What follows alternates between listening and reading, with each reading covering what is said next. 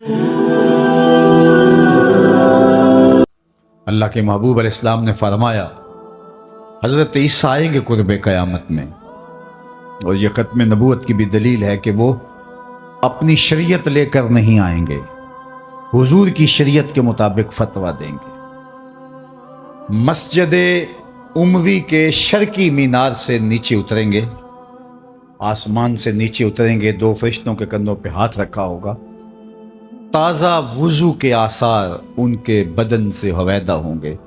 اور قطرے ٹپک رہے ہوں گے پانی کے زلفوں سے۔ فجر کی نماز کا وقت ہوگا، لوگ صفے باندھ کے انتظار میں ہوں گے، اقامت کہی جا چکی ہوگی کہ حضرت عیسیٰ آئیں گے۔ کہا جائے گا کہ آپ مصلی پہ آ جائیں، لیکن وہ حضرت امام مہدی سے کہیں گے آپ مصلی پہ آئیں، پیچھے نماز پڑھیں گے امام مہدی کے۔ میرے اور آپ کے آقا و مولا نے کہا، کروڑوں سلام ان پہ، فرمایا کہ وہ وقت کیسا ہوگا جب عیسیٰ ابن مریم آئیں گے لیکن امام تم سے ہوگا۔ تو حضرت امام مہدی کے پیچھے نماز پڑھیں گے، پھر حضور کے دین کے لیے میدان عمل میں نکلیں گے۔ اس وقت امت 3 گروہوں میں بٹ چکی ہوگی۔ احادیث آخر الزماں پڑھیے، ایک گروہ کٹ چکا ہوگا، شہید ہو چکا ہوگا، ایک گروہ فرار کا رستہ اختیار کر لے گا، منطقیں تراش لے گا، فلسفے بھگا رہا ہوگا۔ اتنی بڑی طاقت کے ساتھ لڑنا ہمارے بس کا روگ نہیں ہے۔ اتنے اسلحے، اتنے آلات حرب و ضرب، اتنی جدید ٹیکنالوجی ہمارے بس کا روگ نہیں مقابلہ کرنا، لہٰذا عافیت قدے میں بیٹھ جائیں گے۔ یہ دوسرا گروہ ہوگا۔ تیسرا گروہ میرے حضور نے ارشاد فرمایا کہ وہ اقصی کے دروازوں پر حق کے لیے لڑ رہا ہوگا۔ حضرت امام مہدی ان کے پاس آئیں گے، ہمارے بنگلوں میں نہیں آئیں گے، ہمارے فارم ہاؤسوں میں نہیں آئیں گے، ہماری مارکیٹوں میں نہیں آئیں گے، امام مہدی ان کے پاس آئیں گے، ان کو آ کے کہیں گے بتاؤ کیا کرنا ہے۔ حضرت عیسیٰ ان کے پاس آئیں گے اور کہیں گے بتاؤ کیا کرنا ہے۔ یا تو میں بد دعا کرتا ہوں اور یہ سارے جو ہیں وہ آغوش موت میں چلے جائیں گے اور تمہیں فتح ہو جاتی ہے، اور یا پھر ہم ان کے ساتھ لڑتے ہیں، اللہ ہمیں فتح دے گا۔ حضرت عیسیٰ کے انفاس سے دجال یوں پگھلے گا جیسے نمک میں پانی پگھلتا ہے، تو وہ سب کہیں گے ہم نے تو لڑنا ہے۔ حضرت عیسیٰ کہیں گے چلو پھر، اور اللہ تعالیٰ جل شانہ مسلمانوں کو وہ قوت دے گا،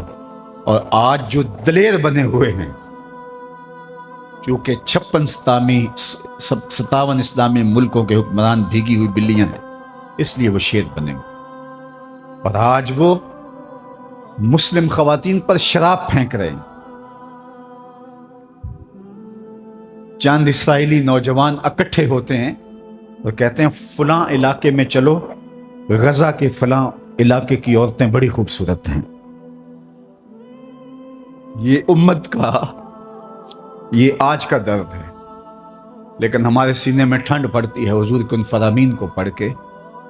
کہ یہ کسی پتھر کے پیچھے چھپ کے پناہ لینا چاہیں گے تو مخبر صادق آمنہ کے لال نے فرمایا وہ پتھر آواز دے کے مسلم مجاہد کو کہے گا ادھر آ، یہ ظالم میرے پیچھے چھپا ہوا ہے۔ کوئی درخت بھی ان کو پناہ نہیں دے گا سوائے الغرقت نامی ایک درخت کے، جس کے بارے میں وہ جھاڑی ہے، حضور فرمایا شجرۃ الیہود، یہ یہودیوں کا درخت ہے، یہ صرف پناہ دے گا، اس کے علاوہ کوئی ان کو پناہ بھی نہیں دے گا۔ اور سنو تمہیں ٹھنڈ پڑنی چاہیے، ہمارا اندر سلگ رہا ہے اس وقت امت کے حالات کو دیکھ کے، لیکن خزاں کے بعد کا موسم بہار ہوتا ہے، انشاءاللہ وہ وقت آنے والا ہے، اور یہ حضور کا فرمان اور صحیح حدیث ہے۔ اللہ کے محبوب نے ارشاد فرمایا پتھر اور گارے سے اور اینٹ اور جو ہے وہ مٹی سے بنا ہوا کوئی گھر، اون اور چمڑے کا بنا ہوا کوئی خیمہ پھر ایسا نہیں رہے گا جہاں کلمۃ الاسلام داخل نہیں ہوگا۔ گویا شرق سے غرب تک، شمال سے جنوب تک، کائنات کی ایک ایک چھت پہ جھنڈا میرے حضور کے نام کا جھول رہا ہوگا۔ اللہ کا وعدہ ہو والذی ارسل رسولہ بالہدی ودین الحق لیظہرہ علی الدین کلہ، اللہ نے وعدہ کیا کہ دین اسلام کو میں غالب کر کے رہوں گا، رسول کو بھیجا اس لیے ہے، اور وہ زمانہ وہ وقت دیکھے گا 40 سال تک خلافت علی منہاج النبوہ قائم رہے گی، حتیٰ کہ بکری گھاٹ کے اوپر پانی پی رہی ہوگی تو شیر آئے گا تو ایک کونے میں پانی پی کے چلا جائے گا، اس کو ہمت نہیں ہوگی کہ بکری کو آنکھ اٹھا کے دیکھے کہ مسلمانوں کا خلیفہ بیٹھا ہوا ہے۔ 40 سال تک یہ امن قائم رہے گا اور پوری دنیا کے اوپر جھنڈے میرے حضور کے جھولتے رہیں گے۔ اور یہ وقت آنا ہے، میں نے اور آپ نے اپنی نسلوں کو بتا کے جانا ہے دجال کے بارے میں۔ صحابہ دجال کے بارے میں اپنی نسلوں کو یوں سکھاتے تھے جیسے قرآن کی آیتیں سکھائی جاتی ہیں۔ صحابہ کہتے ہیں حضور نے ہمیں دجال کے بارے بتایا، اور تھوڑے فاصلے پر کھجور کا ایک جھنڈ تھا اور حضور بیان کر رہے تھے، اور اس طرح حضور نے کہا کہ بس وہ بہت جلد آنے والا ہے، تو ہمیں لگا کہ اس جھنڈ کے پیچھے ہوگا کہیں، ابھی نکل کے آ جائے گا۔ اس قدر صحابہ کو بتایا کہ بہت جلد دجال ظہور پذیر ہونے والا ہے، اور آج تو دجالی فتنے پوری طرح سے محو نفوذ ہیں، اور گلی گلی دجال اپنی تمام تر توانائی کے ساتھ مسلمانوں کو جو ہے وہ کیپچر کر رہا ہے۔ میں کہتا ہوں اگر ہم نے اپنی نسل کو نہ بتایا تو آنے والی نسل ہماری دجال کے قبضے میں ہوگی، اگر اس کے ساتھ نفرت پیدا نہ کی تو، چونکہ وہ بھرپور پیکج بھی دے گا، زندہ بھی کرے گا، مارے گا بھی۔ آج بھی لوگ کہتے ہیں جناب جو ہے وہ ہم نے اپنی معیشت بھی تو بچانی ہے، ہمارے ایوان بالا کے اندر قرارداد پیش کی کہ ہمیں بھی ڈالر چاہیے، تو وہ پیکج بھی دے گا اور دوسری جانب خوف بھی دے گا، اور بہت سارے لوگ دجال کے ساتھ کھڑے ہو جائیں گے، لیکن جن کے سینے میں ایمان کا چراغاں ہوگا وہ ٹکڑے ٹکڑے بھی کر دے گا، پھر بھی کلمہ حق نہیں چھوڑیں گے۔ ہم نے اپنے آپ کو اتنا مضبوط کرنا ہے، اپنی نسلوں کو اتنا مضبوط کرنا ہے، یہ کسی صورت کے اندر بھی دجال کے ساتھ کھڑی نہ۔ یہ جو 30 جھوٹے نبوت کے دعوے دار ہیں، ان کو کذاب بھی کہا گیا، ان کو دجال بھی کہا گیا، اور دجال اعظم بڑا دجال وہ سب سے آخر میں آنے والا ہے، لیکن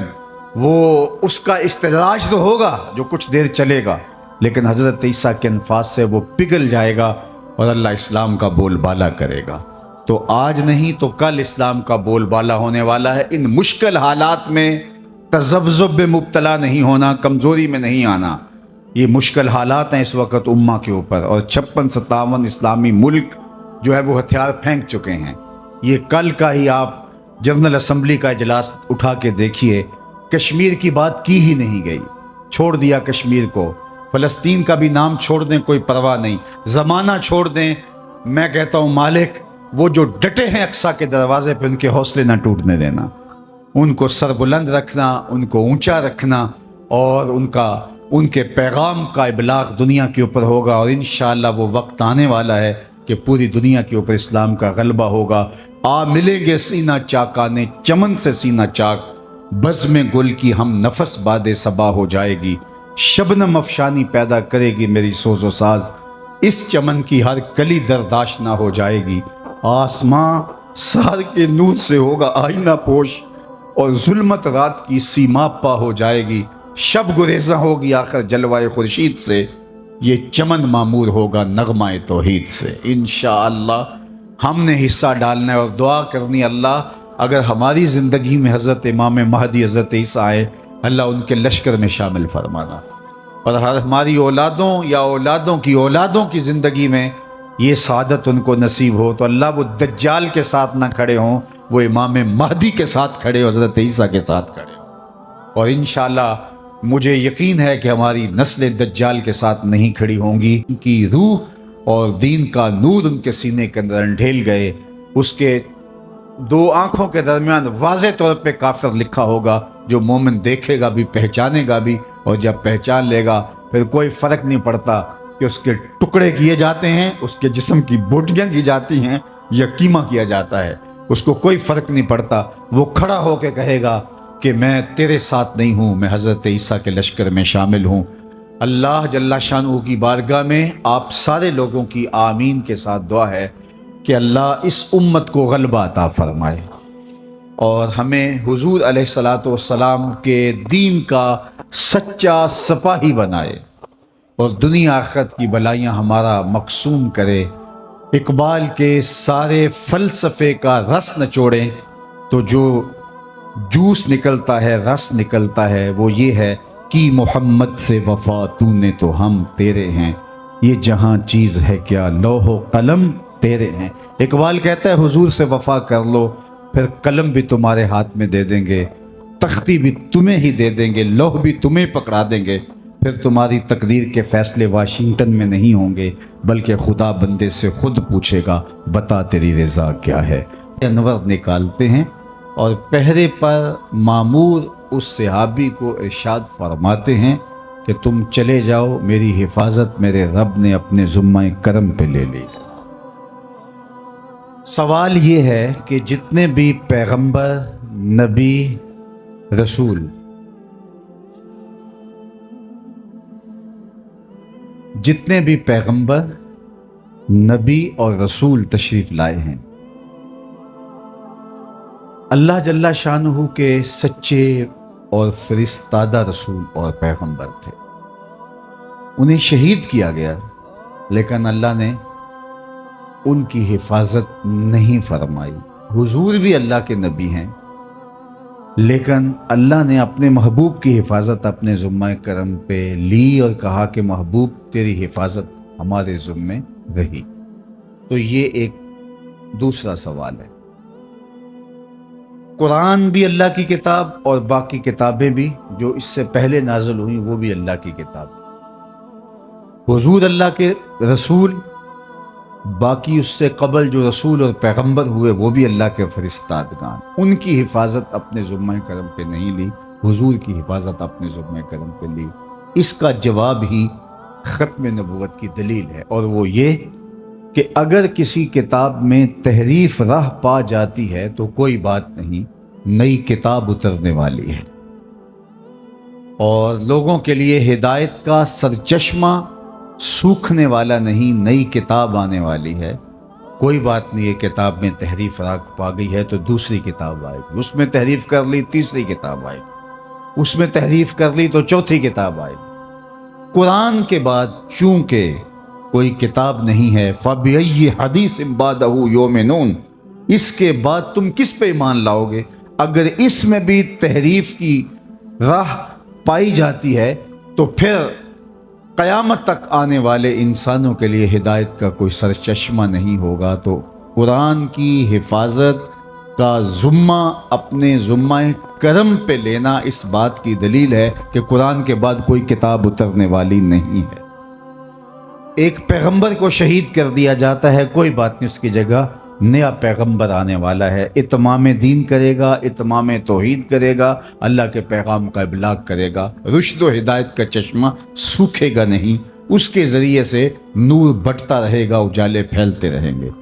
دوسرے نبی کو شہید کر دیا جاتا ہے، تیسرے نبی کو،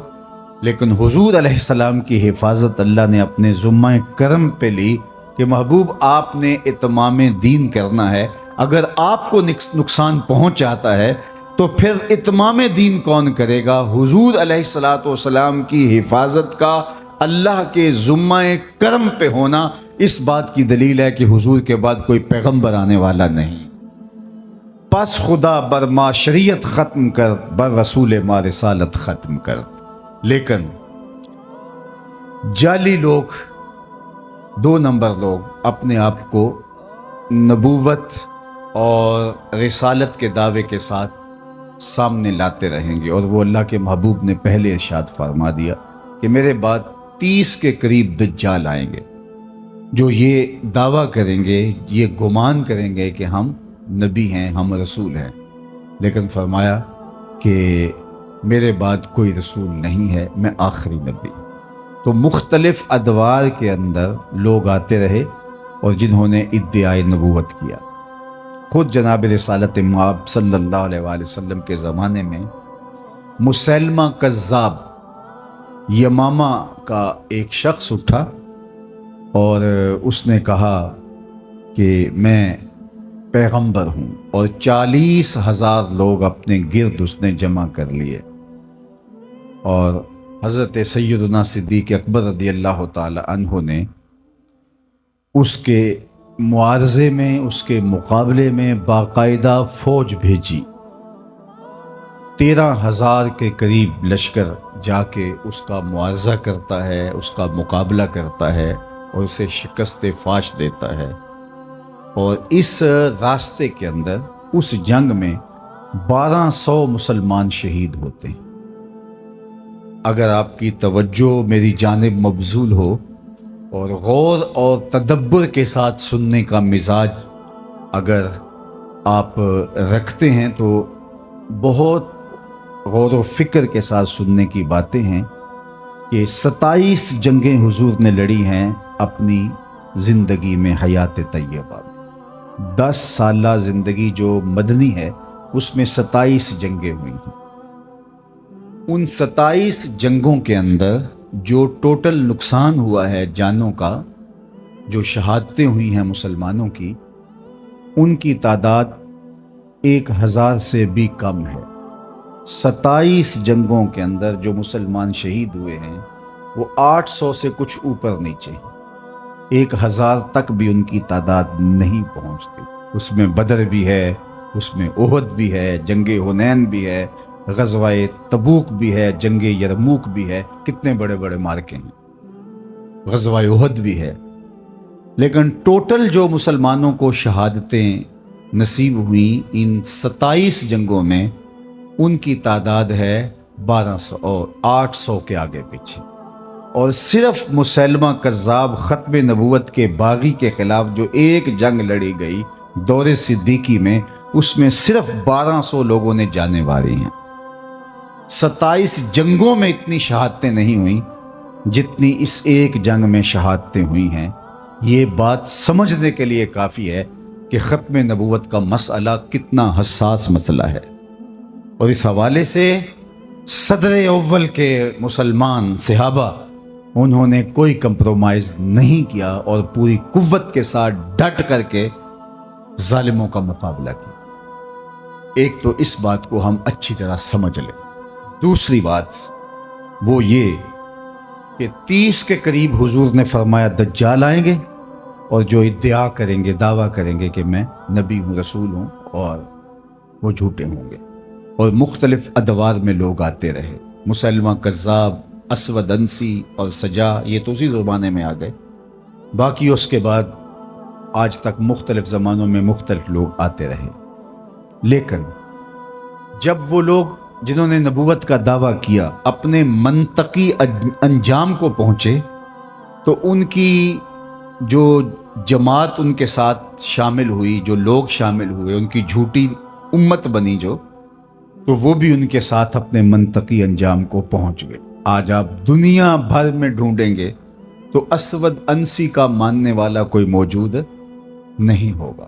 آپ دنیا بھر میں تلاش کریں گے، سجا نامی اس خاتون کا کوئی ماننے والا نہیں ہوگا۔ آپ کو مسیلمہ کذاب کا ماننے والا نہیں ملے گا، متنبی کوئی بھی ہو اس کا ماننے والا آپ کو نہیں ملے گا۔ لیکن کیا وجہ ہے کہ جب وہ ہمارے پنجابی میں کہتے ہیں کہ جدھر گئیاں بیڑیاں ادھر گئے ملا، جب وہ جھوٹے مدعیان نبوت اپنے منطقی انجام کو پہنچ گئے تو ان کے ماننے والے بھی ساتھی ان کے ختم ہو گئے، چند سالوں کے اندر ان کا وجود مٹ گیا۔ لیکن کیا وجہ ہے کہ 2 لوگ ایسے ہیں کہ جن کو مرے ہوئے 100 سال سے زیادہ عرصہ بیت گیا ہے اور ان کے ماننے والے آج بھی دنیا کے اوپر موجود ہیں۔ ایک قادیان کا دجال مسیلمہ پنجاب مرزا قادیانی، اور دوسرا بہاء اللہ جو ایران میں مدعی نبوت تھا، اس کے ماننے والے بھی پوری دنیا کے اوپر موجود ہیں،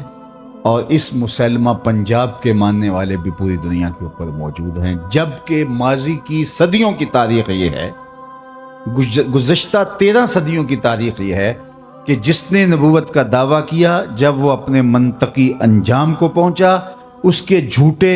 ماننے والے بھی اپنے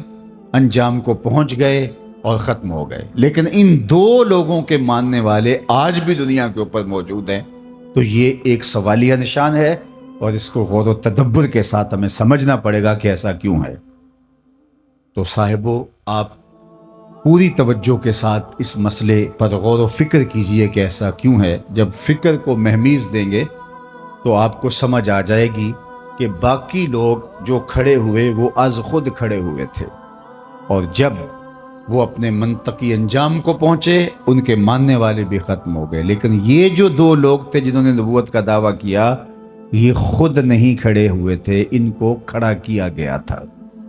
جب نو آبادیاتی نظم سکڑنے لگا تھا تو اپنی گرتی ہوئی حکومت کو بچانے کے لیے عالمی دسیسہ کاروں نے مسلمانوں کو تقسیم کرنے کے لیے اور مسلمانوں سے جذبہ جہاد ختم کرنے کے لیے اور حج کی مرکزیت کو توڑنے کے لیے ان دو لوگوں کو کھڑا کیا تھا۔ اس کو ٹاسک دیا جہاد ختم کرنے کا مرزا قادیانی کو،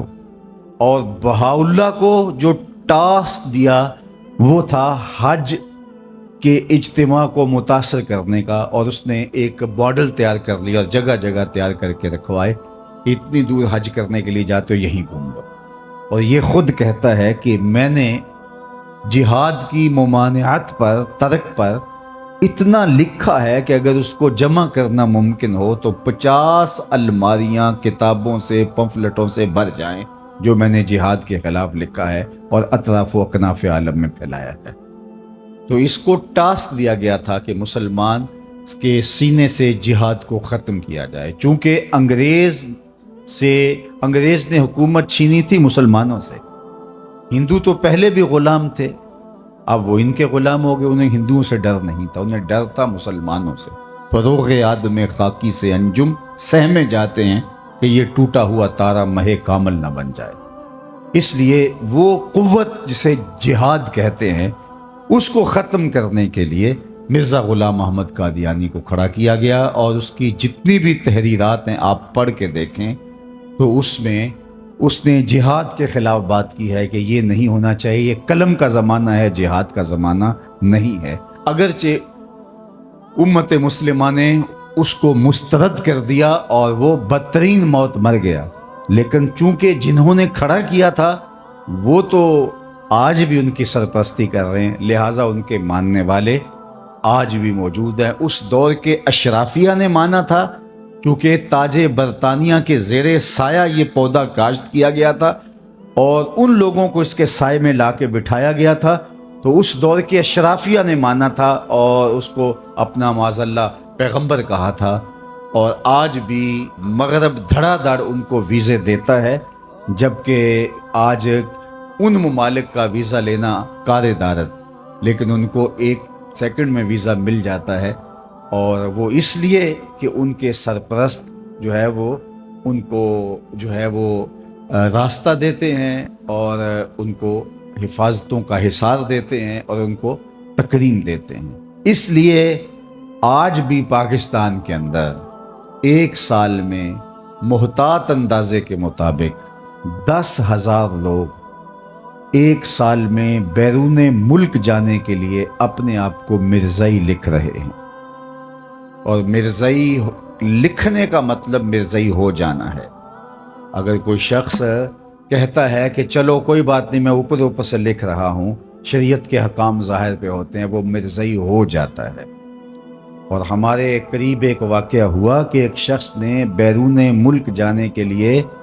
کاغذ بھرے اور اس کے اوپر مرزائی لکھا، لیکن ابھی جا نہیں سکا تھا، وہ بدبخت کہ موت کی گھاٹ اتر گیا اور اللہ کی گرفت میں آ گیا۔ تو اس کے خاندان والوں نے کہا کہ چونکہ یہ تو ایک